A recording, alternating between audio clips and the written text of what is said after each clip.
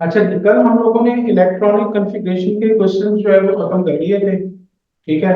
So today my dear students we are going to start with the next part, that is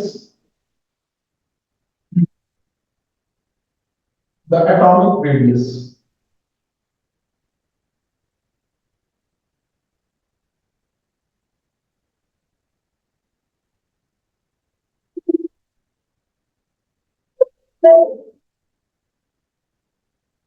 ठीक है जी।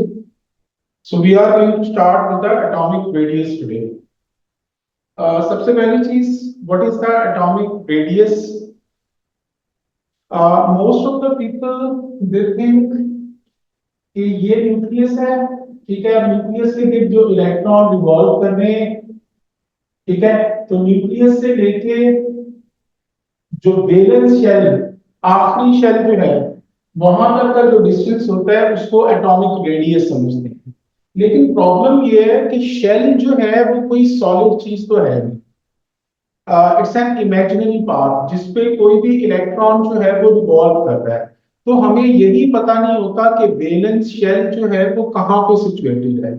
ठीक है। यानी आखिरी शेल जो है वो कहाँ पे मौजूद है, क्योंकि ये सॉलिड तो वो चीज है नहीं, ये तो इलेक्ट्रॉन के मूव होने का एक रास्ता है। ठीक है जी। और स्पेस है, एक समझ लें खाली जगह है। ठीक है। तो हमें फिर वैलेंस शेल का अगर पता चलाना है तो व्हाट वी डू, हम लोग क्या करते हैं कि कोई से दो सेम एटम्स जो आपस में ज्वाइन हुए हों। ठीक है जी। ये इस तरीके से आपस में जो है वो ज्वाइन हुए हों लाइक दैट, और इनके बीच में ये दो, ये न्यूक्लियस है इसके, मसलन सपोज करें कि ये क्लोरीन का एटम है, ये भी क्लोरीन का एटम है, ये दोनों क्लोरीन के एटम्स में हैं प्रेजेंट है यहाँ पे। ठीक है जी। Both are chlorine atom. अब जब ये दोनों आपस में क्लोरीन के एटम मिलते हैं तो इनके बीच में कोवलेंट बॉन्ड बनता है। कोवलेंट बॉन्ड, ये शेयरिंग करते हैं, और शेयरिंग हमेशा वैलेंस शेल में होती है। यानी इस क्लोरीन का वैलेंस शेल और इस क्लोरीन का जो वैलेंस शेल है, ये आपस में कोवलेंट बॉन्ड बना है। ठीक है। तो ये कोवलेंट बॉन्ड बना हुआ है इन दोनों एटम्स के बीच में। ठीक है। तो लेकिन होने दोनों सेम एटम्स चाहिए, same. Chlorine chlorine they are the same atoms. ठीक है। तो अगर दोनों सेम एटम्स हैं, उन्होंने आपस में कोवलेंट बॉन्ड बनाया हुआ है, तो उन दोनों के जो न्यूक्लियाई हैं, इसका डिस्टेंस ले लें जिसको हम कहते हैं इंटर न्यूक्लियाई डिस्टेंस। ठीक है जी। इंटर न्यूक्लियाई डिस्टेंस ले लें। ठीक है जी। और उसका हाफ करते हैं, तो half of inter nuclei distance. ठीक है। तो उसको हम लोग एटॉमिक रेडियस कहते हैं। तो किसी एक इंडिविजुअल एटम का atomic radius, it's not possible for us to find out the atomic radius of a single atom because we don't know exactly where the valence shell electron that is situated. ठीक है जी। और shell जो है ये तो solid चीज तो होती नहीं है, स्पेस होती है, असल में खाली जगह होती है। लेकिन अगर दो सेम एटम्स आपस में कोवलेंट बॉन्डिंग करते हैं, तो उन दोनों के जो न्यूक्लियस हैं उनका डिस्टेंस लेके और उसका हाफ कर दें, तो that would give you the atomic radius. दूसरा तरीका ये होता है कि ग्रुप 8 के जो एलिमेंट हैं जिसको नोबल गैसेस भी कहते हैं, वो तो आपस में कोवलेंट बॉन्ड नहीं बनाते। ठीक है जी। मसलन ये दो जो है वो आर्गन के एटम है, ये भी आर्गन है, ये भी आर्गन है, ये ग्रुप 8 है। अब इनके बीच में एक फोर्स ऑफ अट्रैक्शन होती है जिसको हम कहते हैं वंडरवाल फोर्सेस। ठीक है जी। अ, जिन एटम्स में कोई फोर्स नहीं होती उसमें हमेशा एक फोर्स एग्जिस्ट करती है जिसको वंडरवाल फोर्स कहते हैं। इसकी डिटेल जो है वो हम लोग केमिकल बॉन्डिंग में तफसील के साथ करेंगे। तो ये ग्रुप 8 के दो एटम्स हैं जिनके बीच में ये वंडरवाल फोर्सेस मौजूद है। अब इन दोनों के जो न्यूक्लियस हैं इसका भी हाफ करते हैं आप लोग। ठीक है जी। So half of inter nuclear distance. ठीक है जी, इसको भी हम लोग जो है वो एटॉमिक रेडियस का नाम देते हैं। तो एटॉमिक रेडियस की फिर डेफिनेशन जो है वो क्या होती है, the half of inter nuclear distance between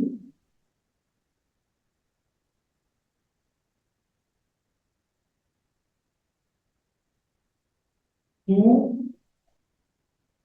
same atoms bonded covalently or through van der Waals forces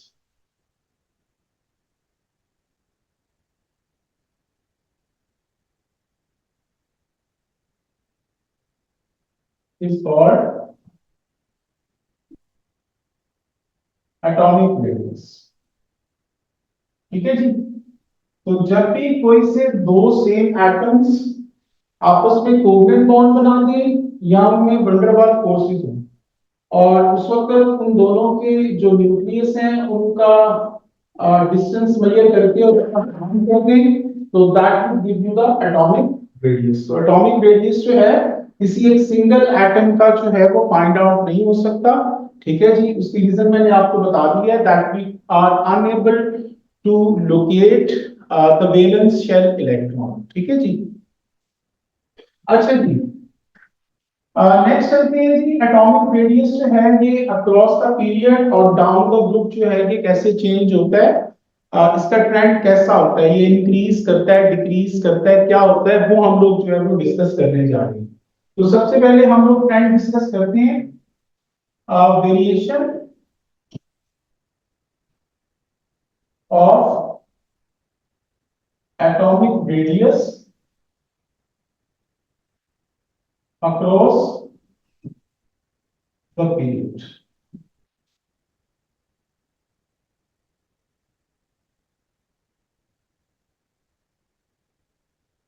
ठीक है जी, so variation of atomic radius across the period, कि across the period atomic radius जो है वो कैसे चेंज होता है, उसका क्या तरीका होता है। तो इसके लिए पहले मैं आप लोगों को तरीका पूरा समझा रहा हूँ और उसके बाद फिर मैं आपको उसको लिख के दे देता हूँ। सबसे पहली चीज, हम लोग यहाँ पे कोई भी एक पीरियड चूज कर लेते हैं। सपोज करें कि हम लोग पीरियड 3 चूज कर लेते हैं। पीरियड 3 के जो एलिमेंट हैं they are sodium, magnesium, aluminium, silicon, phosphorus, sulphur, chlorine and argon. तो ये आपके पीरियड 3 के जो है वो एलिमेंट्स हैं। अब इसमें चूंकि पीरियड 3 है तो इन सब में तीन तीन शेल्स होंगे, 1 2 एंड 3। मैग्नीशियम में तीन शेल्स होंगे, एल्यूमिनियम में भी तीन शेल्स होंगे, सिलिकॉन जो है इसमें भी तीन शेल्स होंगे, फास्फोरस जो है इसमें भी तीन शेल्स होंगे, ये तीन शेल्स होंगे लाइक दैट। ठीक है जी, तो ये तीन तीन शेल्स जो है ये सबके अंदर प्रेजेंट है। ठीक है, अच्छा जी, अब सबसे पहली चीज कि अक्रॉस द पीरियड अगर आप लोग मूव करते हैं तो ये ग्रुप 1 क्या है, इसके आखिरी शेल में एक इलेक्ट्रॉन है। मैग्नीशियम ग्रुप 2 क्या है, इसके आखिरी शेल में दो इलेक्ट्रॉन है। एल्यूमिनियम जो है इसके आखिरी शेल में तीन इलेक्ट्रॉन है। एल्यूमिनियम के तीन है, सिलिकॉन के चार है और फास्फोरस के पांच हो जाएंगे। ठीक है जी, तो अगर आप लोग एक चीज देखें कि आखिरी शेल में जो इलेक्ट्रॉन है जिनको वैलेंस शेल इलेक्ट्रॉन कहते हैं, वो अक्रॉस द पीरियड आपके इंक्रीज करते चले जा रहे हैं। तो ये पहला पॉइंट ध्यान में रखेंगे। दूसरा पॉइंट, सोडियम के न्यूक्लियस में 11 प्रोटॉन होते हैं, प्रोटॉन नंबर 11 है, इसके ऊपर पॉजिटिव 11 चार्ज होगा, इस पे पॉजिटिव 12, इस पे पॉजिटिव 13, इस पे पॉजिटिव 14, इस पे पॉजिटिव 15। तो अक्रॉस का पीरियड अगर आप लोग मूव करते हैं तो आप लोगों का जो चार्ज है, ठीक है, ये चार्ज पॉजिटिव चार्ज न्यूक्लियस के ऊपर वो इंक्रीज करता चला जाता है।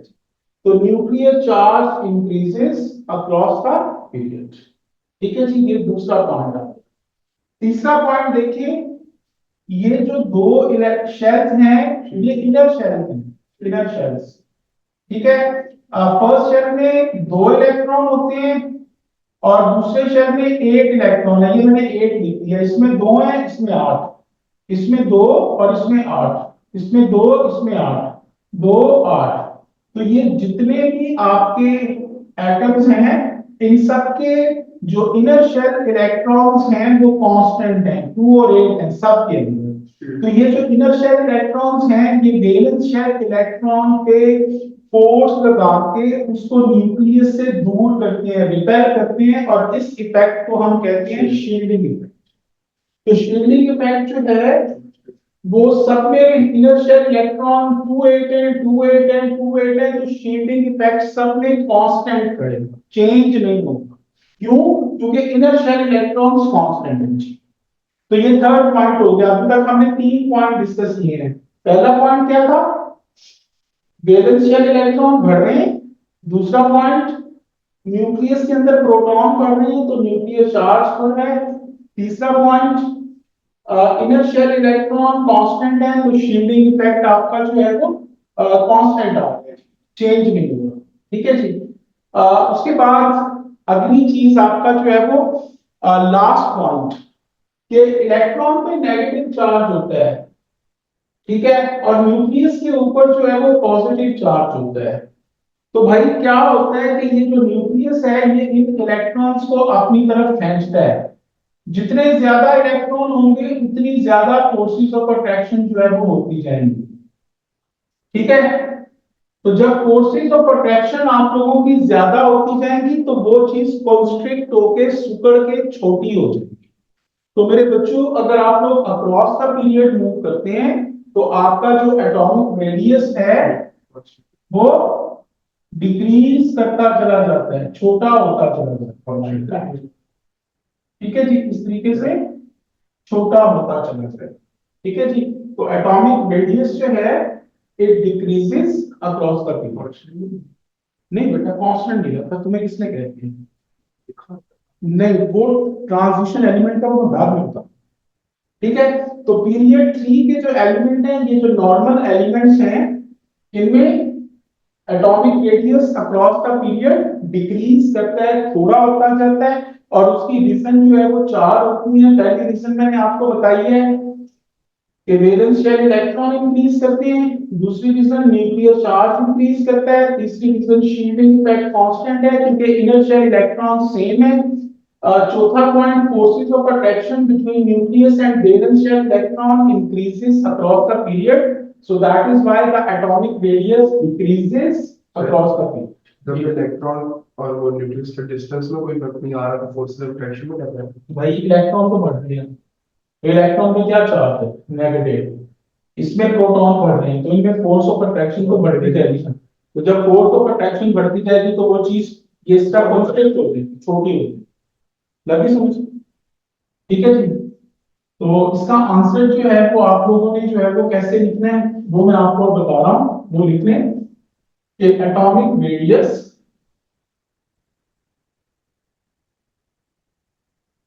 Decreases across the period due to following reasons. Number one,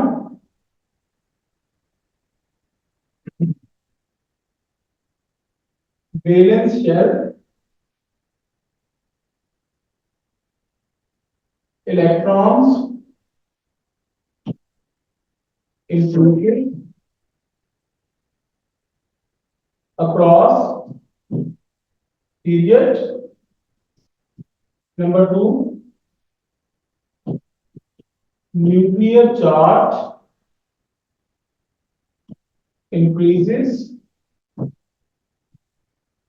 across period. Number 3, inner shell electrons increases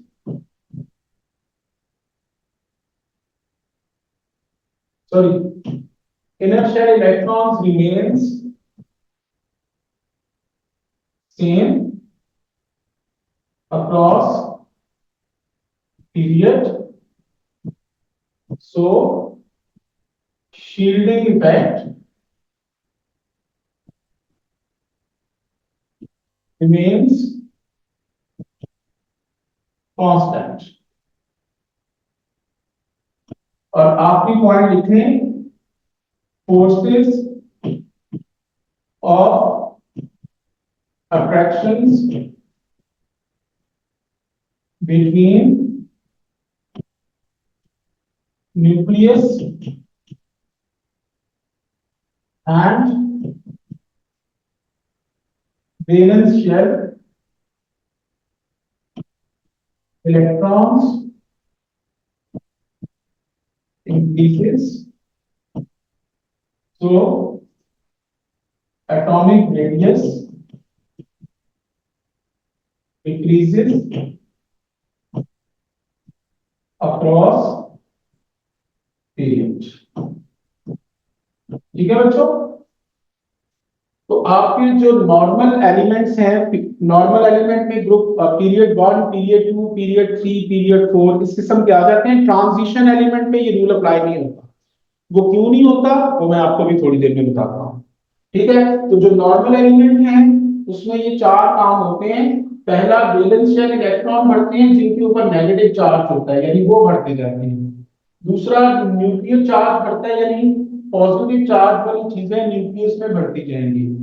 तीसरी चीज, इनर शेल इलेक्ट्रॉन कांस्टेंट है तो शील्डिंग इफेक्ट कांस्टेंट है। उसके बाद न्यूक्लियस और इलेक्ट्रॉन्स के बीच में फोर्सेस ऑफ अट्रैक्शन बढ़ती जाएगी, क्योंकि इलेक्ट्रॉन ज्यादा होने से और न्यूक्लियस में प्रोटॉन ज्यादा होने से उनमें फोर्सेस ऑफ अट्रैक्शन ज्यादा आ जाती है। तो आप खुद सोचिए, जहां पे फोर्स ऑफ अट्रैक्शन ज्यादा आ जाती है वो चीज कंस्ट्रिक्ट होकर छोटी हो जाती है। तो इसीलिए आपका atomic radius across the period decrease करता है। Everyone got it? हम लोग नेक्स्ट यूज करते हैं वेरिएशन of atomic radius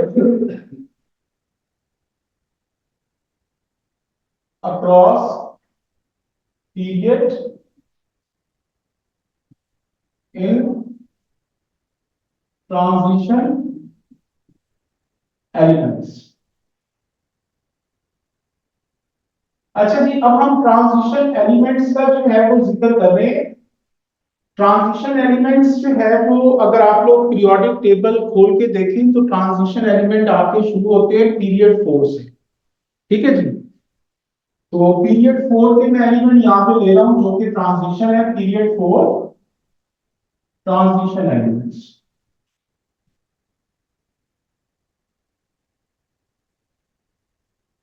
ठीक है जी, अब इसमें सबसे पहले स्कैंडियम आ जाता है, फिर वैनेडियम, फिर टाइटेनियम, फिर क्रोमियम, फिर मैंगनीज, फिर आयरन। तो ये इस तरह चलता चला जाता है। ठीक है जी, अगर हम लोग इनकी इलेक्ट्रॉनिक ठीक है, पहले ये बात जी, वैनेडियम बाद में करते हैं। वैनेडियम बाद में आपको, चलो गलती होगी, ये स्कैंडियम, टाइटेनियम और वैनेडियम।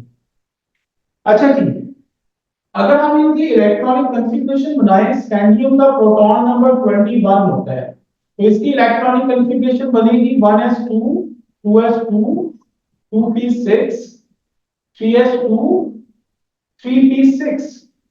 ठीक है जी, और उसके बाद जो है वो 4s बना देते हैं और 3d, उसमें 5 और मिलेंगे।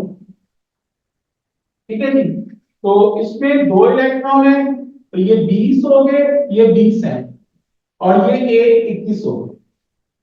तो वैलेंस शेल इसमें से कौन सा है? वैलेंस शेल का मतलब आखिरी शेल, तो आखिरी शेल ये 4 है, ये थर्ड शेल है, तो ये फोर्थ वाला जो शेल है ये आखिरी शेल है, वैलेंस शेल है। तो आखिरी शेल में इलेक्ट्रॉन पहले एंटर हो रहे हैं 2, और बाद में 3d में जो है ना वो बढ़ते जा रहे हैं।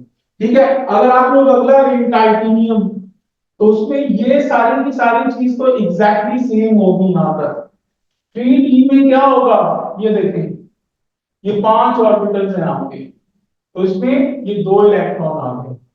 उसके बाद आगे वैनेडियम, ठीक है, वैनेडियम में भी सेम यही होगा जी, ये सेम है। और उसके बाद 3d, इसमें ये 5 ऑर्बिटल्स हैं, लाइक दैट, और यहाँ पे इस तरीके से 3 इलेक्ट्रॉन डाल दें। तो आप लोग देखें कि वैलेंस शेल में इलेक्ट्रॉन कांस्टेंट है, यानी 4s में इलेक्ट्रॉन दो दो आ रहे हैं। इलेक्ट्रॉन बढ़ कहां पे रहे हैं? थर्ड शेल में। ठीक है, तो अब हो क्या रहा है ध्यान से देखते जाओ। ये देखें, ये पीरियड 4 के है, तो इनमें 4 शेल होंगे, 1 2 3 4। इसमें भी 1 2 3 and 4।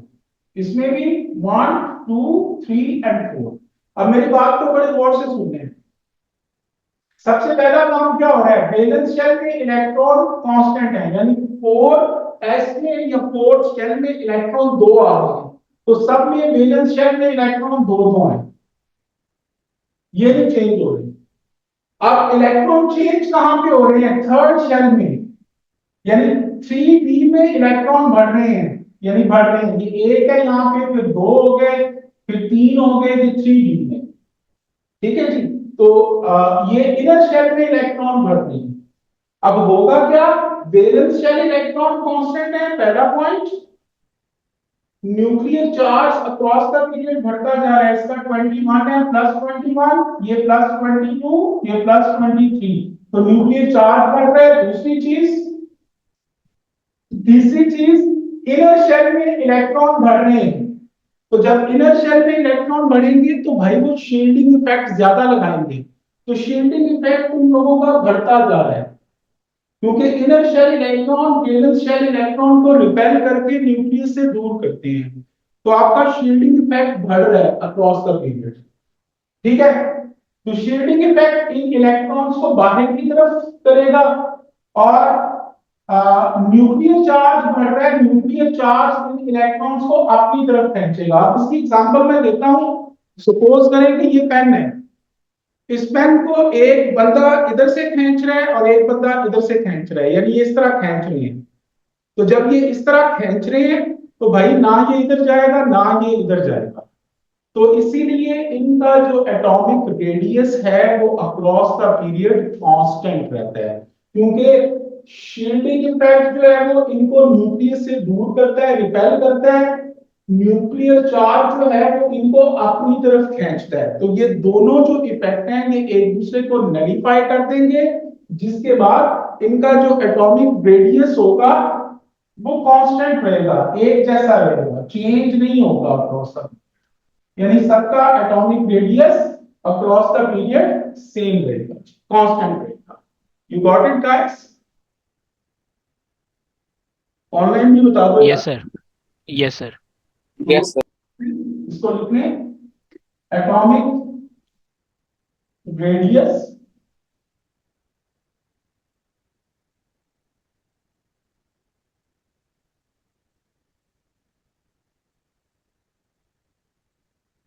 atomic radius remains constant across the period for in d block elements। ये d block elements में है, इनको ट्रांजिशन एलिमेंट्स भी कहते हैं, यानी ट्रांजिशन एलिमेंट्स।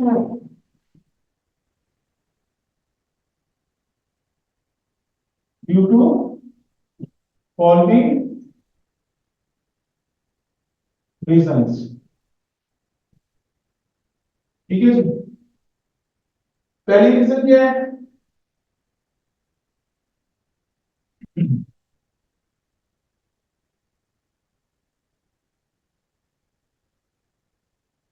पहली रीजन लिखने कि वैलेंस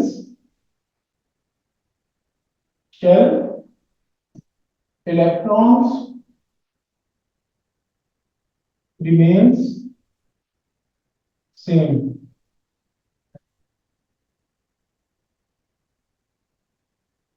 across periods. दूसरी रीजन क्या है? Nuclear charge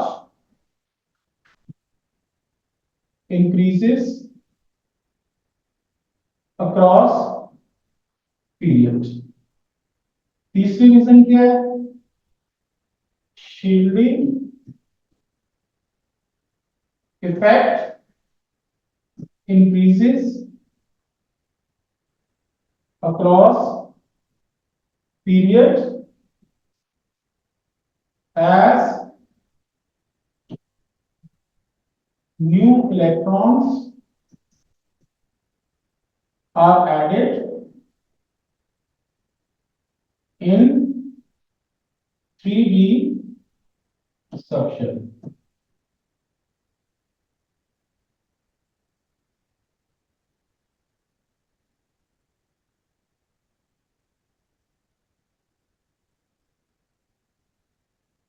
The increasing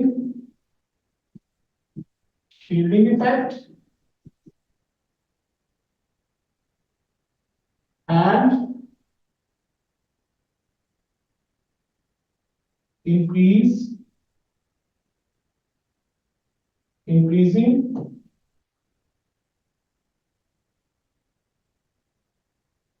forcing of attraction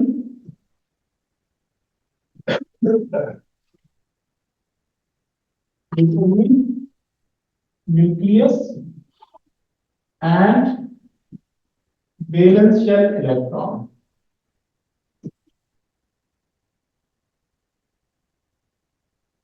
cancel out each other and atomic radius remains constant across.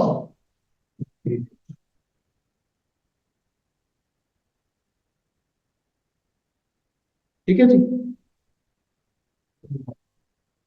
Sorry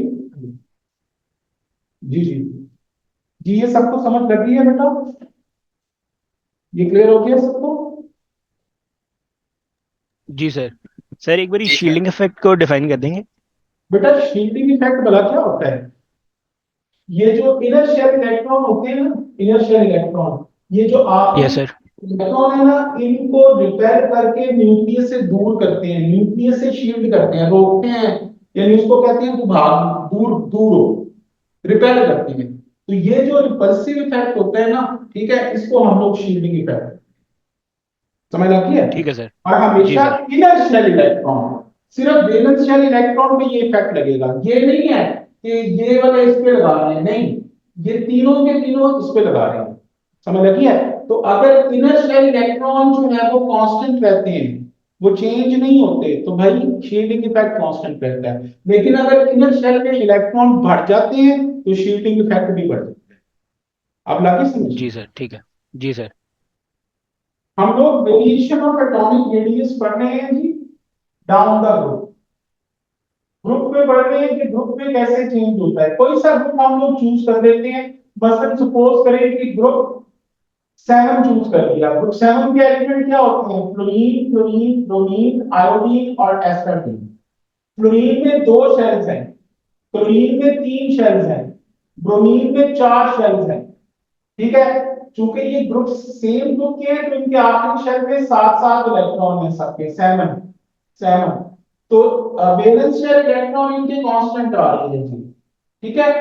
दूसरी चीज, न्यूक्लियर चार्ज बढ़ रहा है, इसका 9 है, इसका 17 है, इसका 35 है, तो ये +19, ये +35 और ये सॉरी +17 है, +17 और ये +35, तो न्यूक्लियर चार्ज भी बढ़ रहा है, ठीक है? तीसरी चीज, इनके देखें कि इनर शेल इलेक्ट्रॉन बढ़ते जा रहे हैं तो शील्डिंग इफेक्ट भी बढ़ेगा। तो शील्डिंग इफेक्ट के बढ़ने की वजह से भाई न्यूक्लियस और वैलेंस शेल इलेक्ट्रॉन का डिस्टेंस कम होता चला जाएगा, ज्यादा होता जाएगा। जब ज्यादा होता जाएगा तो उनमें फोर्स ऑफ अट्रैक्शन भी कम होगी, तो आपका जो एटॉमिक रेडियस है वो डाउन द ग्रुप इंक्रीज करता है, यानी बड़ा होता चलता है। तो इस तरीके से ये atomic radius down the group increase करता है। Is it clear? सर वो जो भी ट्रांजिशन करने के लिए उसके अंदर भी फोर्सेस ऑफ अट्रैक्शन और वो distance of nucleus and electron के फेस का शील्डिंग के भी पहले तो तो वो दोनों कैंसिल कर देते हैं ना, तो यहाँ पे तो कोई चीज कैंसिल आउट नहीं होगी। ठीक है, यहाँ पे कोई शील्डिंग इफेक्ट आपका बढ़ता ही चला जा रहा है, न्यूक्लियस का डिस्टेंस उससे बढ़ गया, तो atomic radius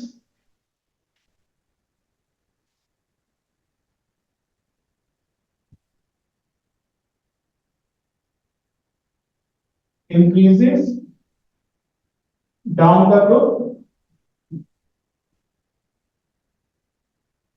due to following reasons. पहला क्या है? Valence shell electrons remains same।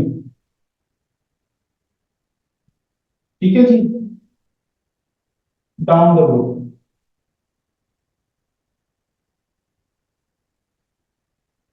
ठीक है जी, न्यूक्लियर चार्ज इंक्रीजेस, ठीक है, शील्डिंग इफेक्ट इंक्रीजेस,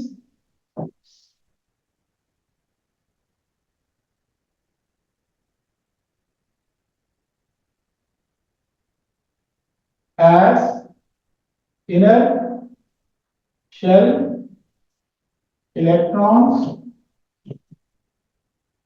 increases। ठीक है जी,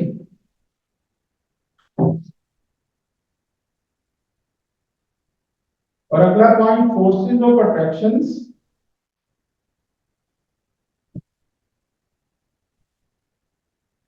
between nucleus and valence shell electrons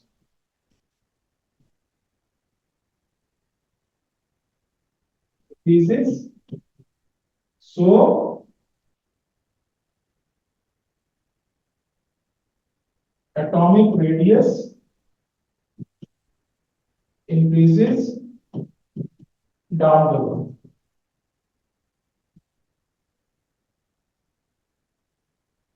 ठीक है जी।